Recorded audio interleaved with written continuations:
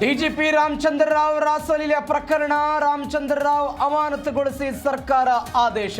Video viral ಬೆನ್ನಲ್ಲೇ ಕ್ರಮ.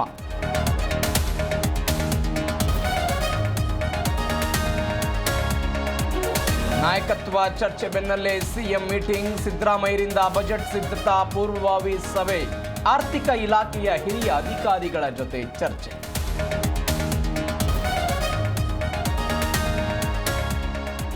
ದಾವೋಸ್ನಲ್ಲಿ ವಿಶ್ವ ಆರ್ಥಿಕ ಜಾಗತಿಕ ಸಮಾವೇಶ. ಇಂದು ಬೆಳಗಿನ ಜಾವ ವಿದೇಶಕ್ಕೆ ಡಿಕೆಶಿ ಪ್ರಯಾಣ.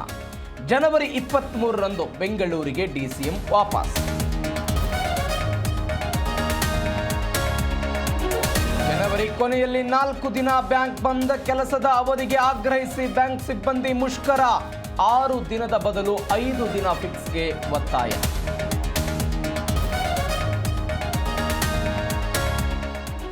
ಶಬರಿಮಲೆಯಲ್ಲಿ ಚಿನ್ನ ಕಳವು ಪ್ರಕರಣ, ಬೆಂಗಳೂರು, ಬಳ್ಳಾರಿ, ತಿರುವನಂತಪುರಂನಲ್ಲಿ ಇಡಿ ದಾಳಿ, ಅಧಿಕಾರಿಗಳಿಂದ ದಾಖಲೆಗಳ ಪರಿಶೀಲನೆ.